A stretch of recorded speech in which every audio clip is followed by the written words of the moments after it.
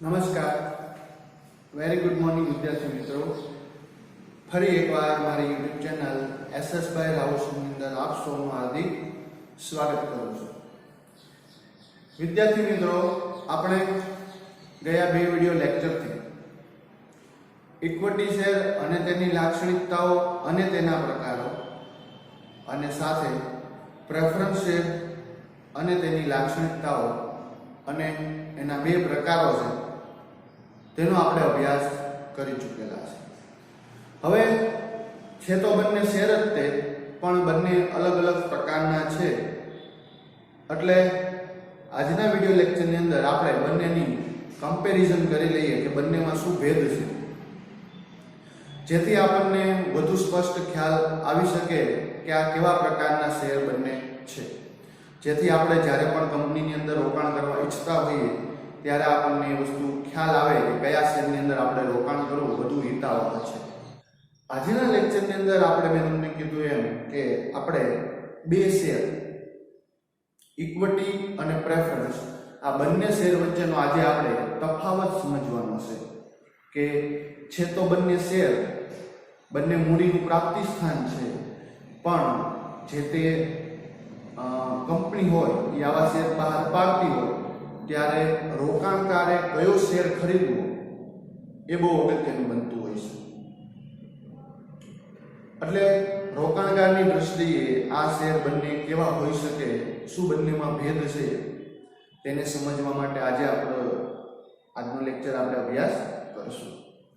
તો પ્રથમ આપણે બંને શેરના તફાવત જોશું અને એના આધારે બંને શેરમાં શું ડિફરન્સ છે એની આપણે અલગ અલગ માહિતી આજે આપણે આજના લેક્ચરની અંદર મેળવવાના છીએ. પ્રથમ છે એક છે ફરજિયાત.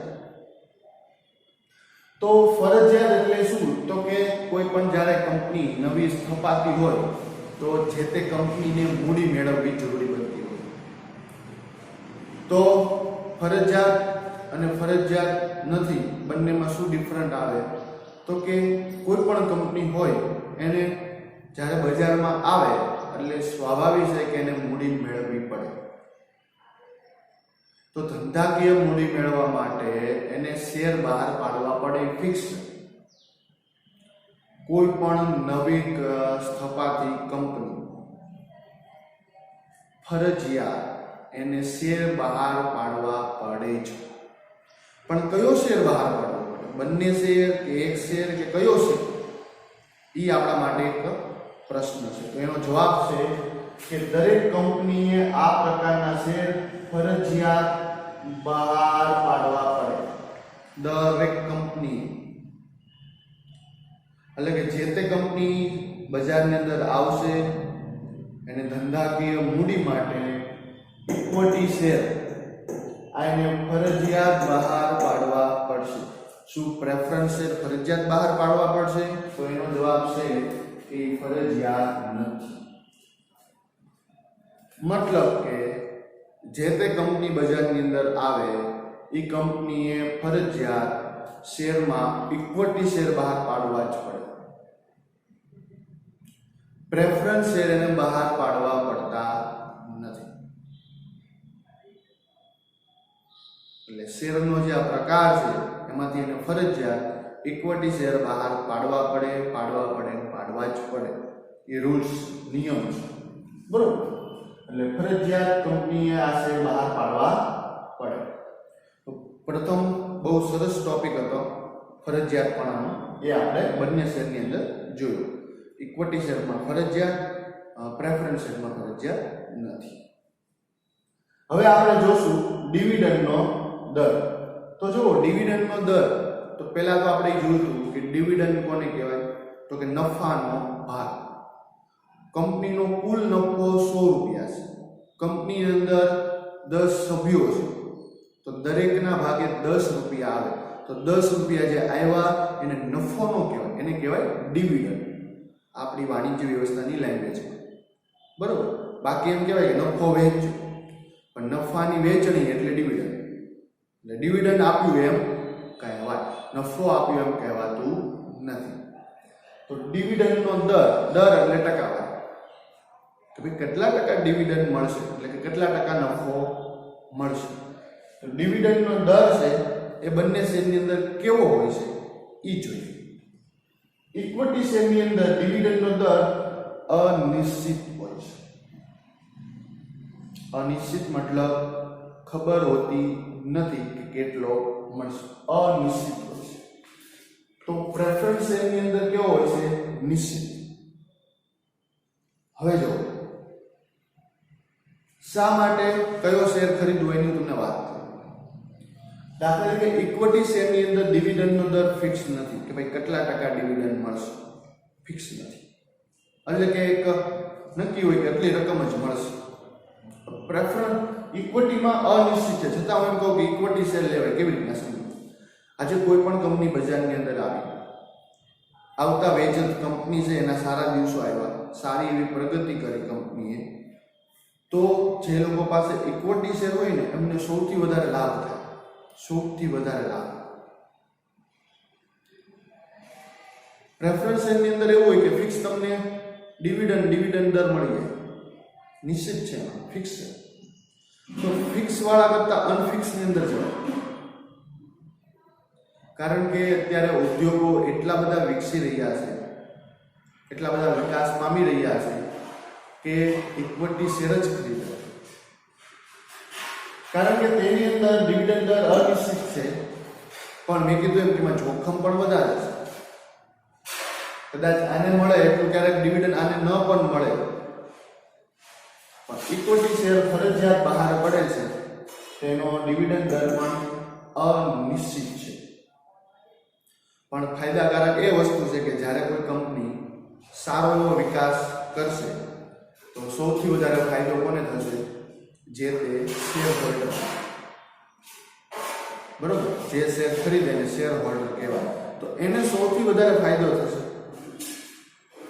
તો ડિવિડન્ડનો દર અનિશ્ચિત છે, આની અંદર નિશ્ચિત છે. બરોબર. પછી આપણે જોઈએ અધિકાર. બરોબર, અધિકારનો મતલબ બીજો એવો થાય કે હક. હક એટલે અધિકાર.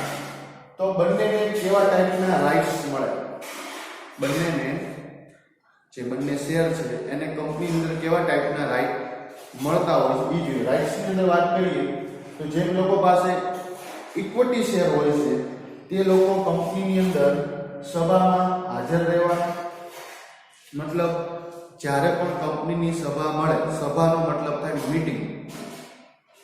કંપનીની જ્યારે પણ મીટિંગ મળે ત્યારે ઇક્વિટી શેર હોલ્ડર હાજર રહી શકે છે. સભામાં હાજર રહેવાનો, સભામાં ચર્ચા કરવાનો, સભાની અંદર કંપનીની દરેક બાબતની અંદર પોતાનું મત વ્યક્ત કરવાનો, તદુપરાંત કંપનીની ચૂંટણીમાં મત આપવાનો.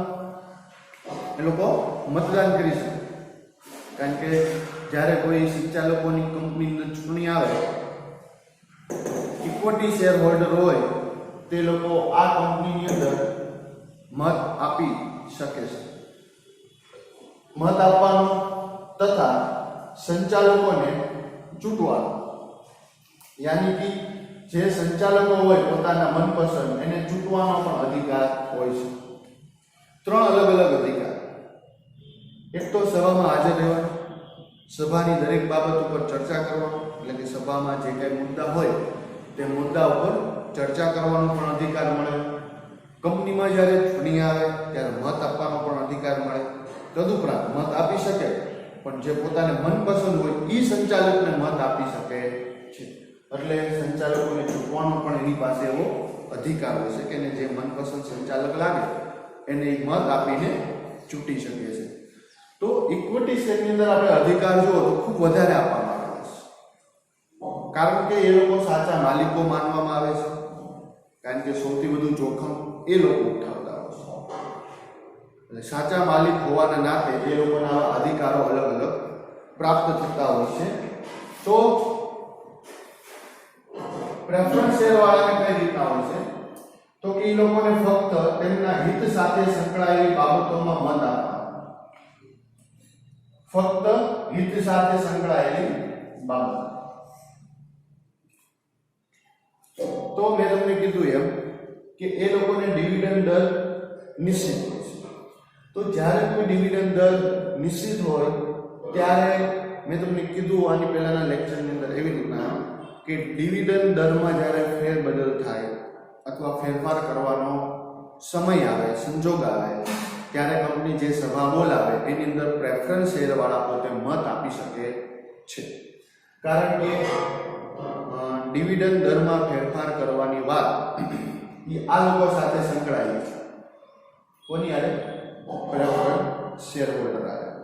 તો પ્રેફરન્સ શેર હોલ્ડર આરે જે બાબત સંકળાયેલી હોય એ તમામે તમામ બાબતમાં મત આપવાનો અધિકાર કોનો છે? Preference share holder. પણ એ કીધું કે ફક્ત મતલબ તેમની સાથે જે જોડાયેલી બાબતો છે તે જ બાબતો,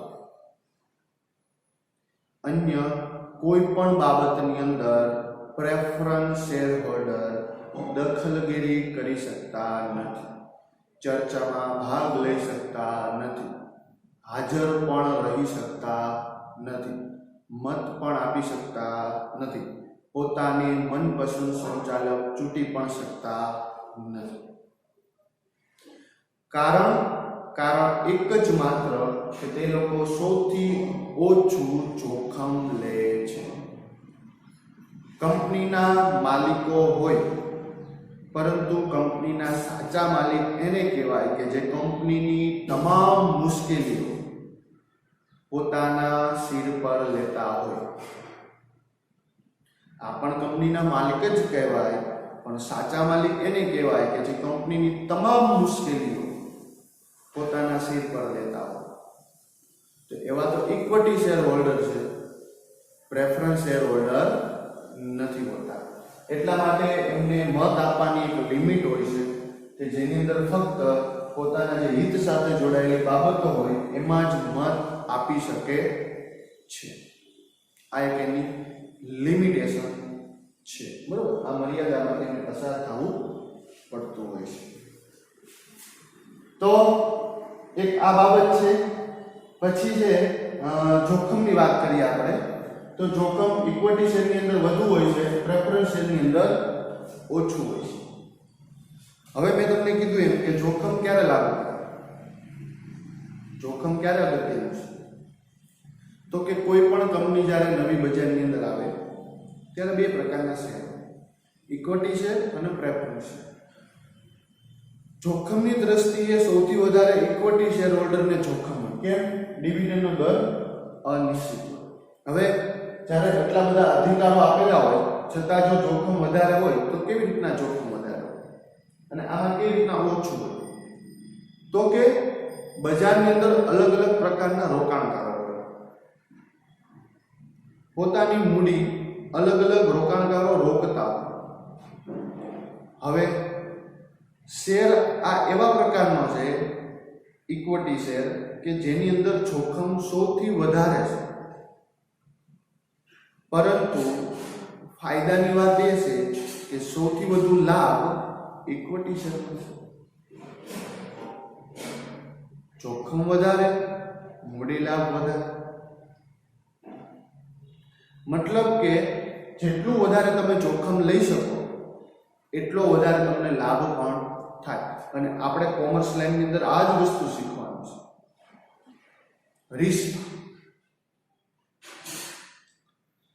રિસ્ક લીધા વિના કોમર્સની અંદર જે કઈ બાબતો આવે છે એ ક્યારેય સફળ ન જાય.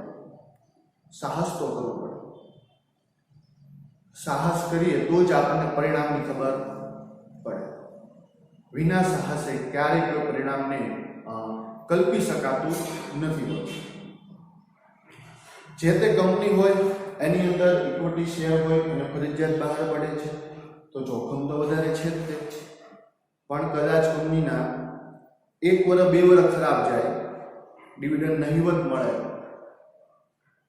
પણ પછી કંપની સતત 10 વર્ષ સુધી સારા એવા દિવસો પસાર કરે તો જે તે લોકોએ ઇક્વિટી શેર ખરીદ્યો અને 10 વર્ષ સુધી સારો એવો મૂડી લાભ થાય, સારો એવો મળે.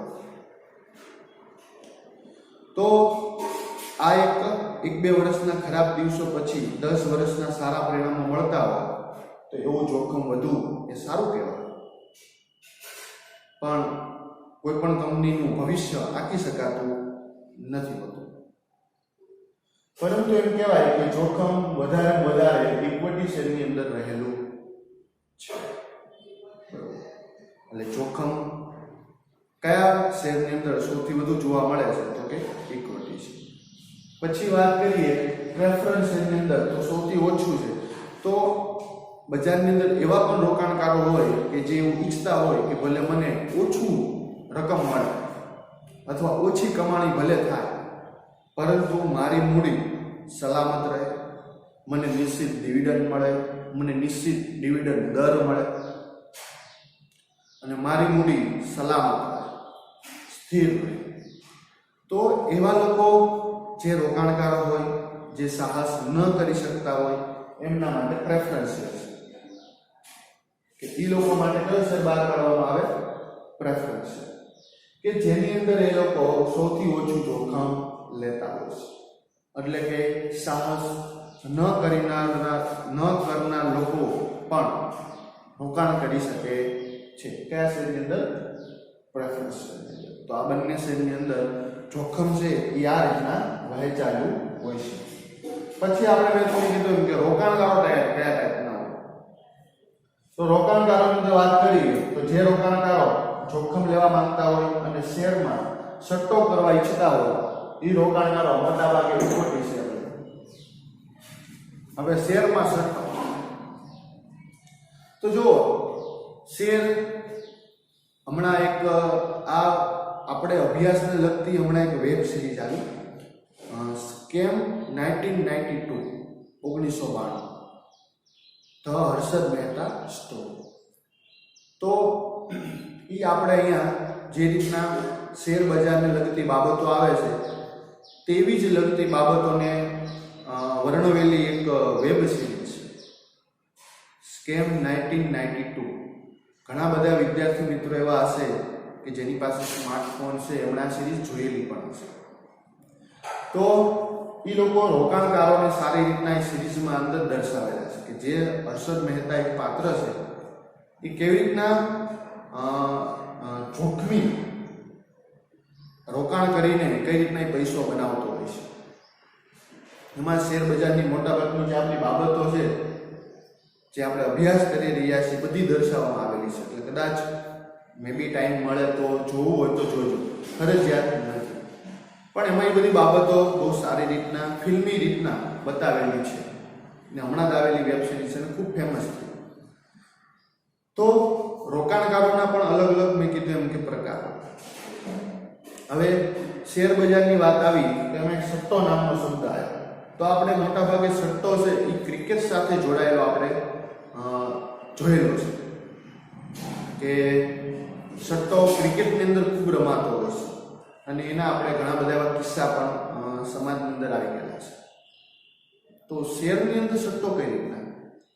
તો કે ઇક્વિટી શેર હોલ્ડર હોય, બરોબર, કે પ્રેફરન્સ હોય કે કોઈ પણ રીતના. હવે આની અંદર વ્યક્તિદીઠ મત નથી. સહકારી મંડળીની અંદર આ વસ્તુ હતી, વ્યક્તિદીઠ મત હતો, વ્યક્તિને મહત્વ. કંપની અંદર મત જે હોય છે એ શેર આધારિત હોય છે. મતલબ હું એક વ્યક્તિ છું, મેં 1000 શેર ખરીદ્યા, કોઈ વ્યક્તિ 20 શેર ખરીદ્યા, તો મત એ રીતના પડે, શેર દીઠ. તો શેર દીઠ મતથી કેવું થાય કે કંપનીના જે નિર્ણયો હોય એ મતાધિકારથી લેવાય. કંપનીની અંદર જે નિર્ણયો લેવામાં આવે એ મતાધિકારથી લેવાય. હવે મોટા રોકાણકારો હોય, વધુ મૂડી ધરાવતા હોય, એ સ્વાભાવિક છે કે કોઈ કંપની અંદર એના શેર વધારે, વધુ શેર ધરાવતા હોય, બરોબર છે. હવે એ લોકો જ્યારે કોઈ નિર્ણયની અંદર વધારો ઘટાડો કરવા ઈચ્છતા હોય તો એ લોકો સભા બોલાવી કરી શકે. એક તો સંચાલક પણ હોય અને વધારે મત શેર પણ હોય, એટલે વધારે મત આપી શકે. તો આવા સમયે નાના જે રોકાણકારો હોય એને મોટામાં મોટી નુકસાની થાય, કારણ કે એ લોકો ઈચ્છે ત્યારે શેરના ભાવ વધારી દે, એ લોકો ઈચ્છે ત્યારે શેરના ભાવ ઘટાડી દે, કારણ કે કંપનીની બધી માહિતી સંચાલક મંડળ પાસે હોય. તો કંપનીની બધી જ માહિતી સંચાલક મંડળ પાસે હોય ત્યારે સંચાલક મંડળમાં રહેલા સંચાલકો આવી રીતના ગેરવર્તણૂક કરી શકે છે. એટલે એને એમ કહેવાય કે એક ટાઈપનો સટ્ટો છે. ક્યારે તમારા શેરના ભાવ ઘટી જાય, ક્યારે તમારા શેરના ભાવ વધી જાય એ ક્યાંય જ ખબર પડે નહીં. જેમ ક્રિકેટની અંદર નક્કી થયું હોય કે આ બોલ ઉપર છગ્ગો મારશે તો છગ્ગો પણ જાય, ચોકો પણ જાય, આઉટ પણ થઈ જાય, સિંગલ રન પણ આવે, ડબલ રન પણ આવે, કાંઈ નક્કી નહીં. એમ શેરના ભાવ ક્યારે વધી જાય, ક્યારે ઘટી જાય કોઈ જ બાબત સ્પષ્ટ થતી નથી. એટલે આને સટ્ટો શબ્દ આપવામાં આવ્યો કે શેરમાં સટ્ટો. તો શેરની અંદર જે સટ્ટો શબ્દ આપવામાં આવ્યો એ મોટા ભાગે આને રિલેટેડ છે. એટલે ઇક્વિટી શેરની અંદર શેરના ભાવ વધઘટ થાય છે, બરોબર છે, એટલે અહીંયા સટ્ટો રમીએ ત્યારે પ્રેફરન્સ શેરમાં એવું હોતું નથી. એટલે જે રોકાણકારો હોય તેને જોખમ લેવું છે. મેં કીધું એમ જોખમની આંખને ફાયદો પણ છે કે કદાચ કંપની શરૂઆતની અંદર 1-2 વર્ષ ખરાબ દિવસોમાં હાલતી અને પછીના 10-15 વર્ષ સારા દિવસોમાં હાલે તો જે લોકો શેર ખરીદે એને ફાયદો થાય. એટલે શરૂઆતના 2 વર્ષ એને ખરાબ પણ લાગે કે ભાઈ ક્યાં મારી મૂડી રોકાઈ ગઈ, ક્યાં મેં 100 રૂપિયા શેર લીધો ને આજે શેરનો ભાવ 50 રૂપિયા થઈ ગયો, પણ 100 વાળો શેર છે કે 2000 પહોંચી. આવું થયેલું પાછું થઈ શકે, ફાયદો છે. તો જે લોકો વધુ જોખમ લેવા ઈચ્છતા હોય, જે લોકો શેરમાં સટ્ટો રમવા ઈચ્છતા હોય એવા તમામ રોકાણકારો છે એ લોકો મોટા ભાગે કયો શેર લે છે? ઇક્વિટી. સારો છે, તો ખરાબ નથી હોતો, પણ એમ કહેવાય કે જોખમ સૌથી વધુ છે એ આની અંદર હોય છે, ઇક્વિટી શેરની અંદર. એટલે થોડુંક ધ્યાન રાખવું પડે.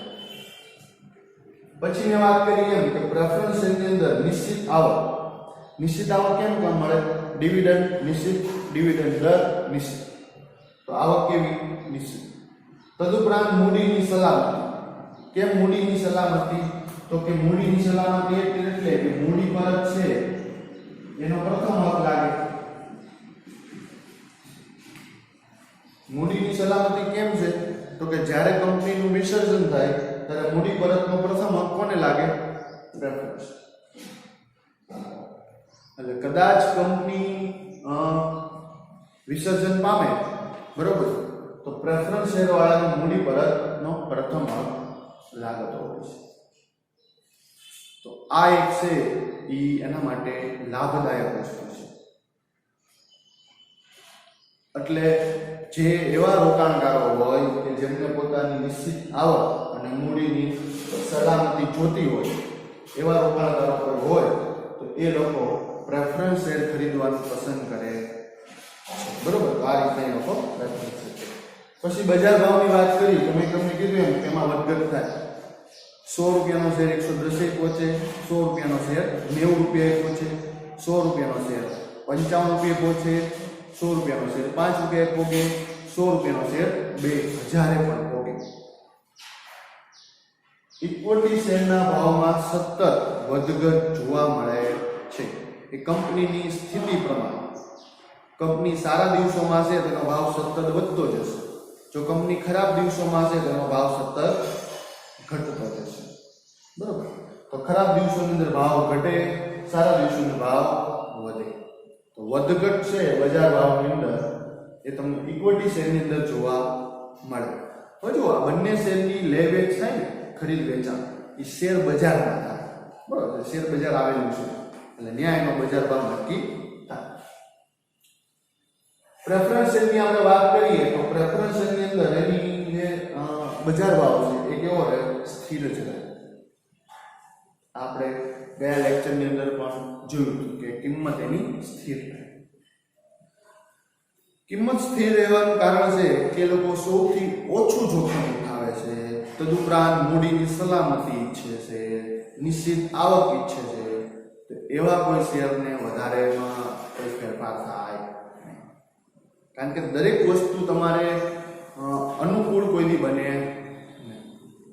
તમારે મૂડીની સલામતી પણ જોતી છે, નિશ્ચિત આવક પણ જોતી છે, સૌથી ઓછું જોખમ પણ લેવું છે, મૂડી પરત પણ પહેલા જોતી છે. તો આ બધી બાબતની અંદર તમારો બજાર ભાવ સ્થિર જ રહે. એમાં તમને કોઈ લાભ થતા હોય નહીં.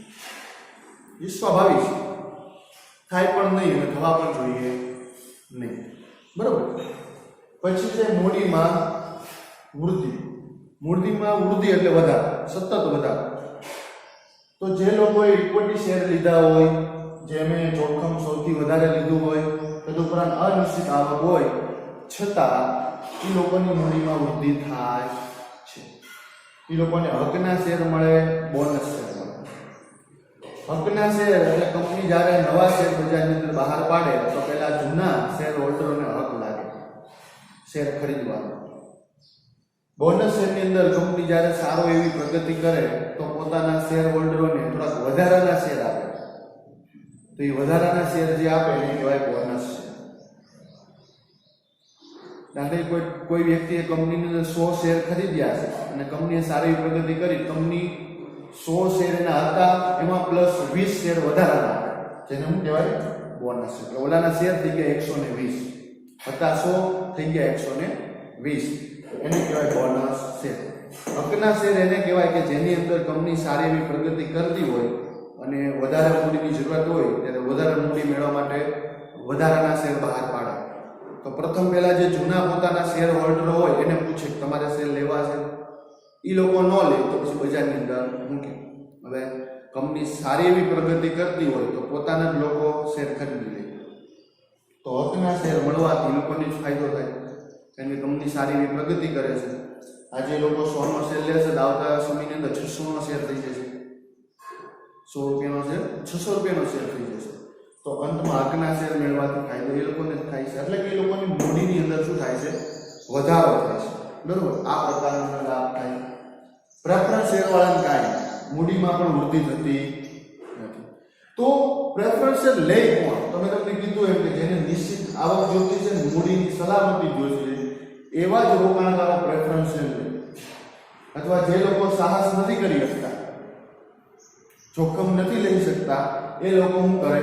Preference share. જોખમ ઓછું લેવાવાળા પણ પ્રેફરન્સ શેર લે. એટલે મૂડીની સલામતી વાળા હોય ને, સાહસ ન કરી શકતા લોકો, એ લોકો વધારે પ્રેફરન્સ શેરનો આગ્રહ રાખતા હોય. તો વિદ્યાર્થી મિત્રો, આવી રીતના બંને શેર છે, એમાં ભેદ છે. આઈ હોપ કે તમને લોકોને આ બંને ભેદ બહુ સારી રીતના સમજાઈ ગયો હશે, બહુ સરળ રીતના સમજાઈ ગયો હશે.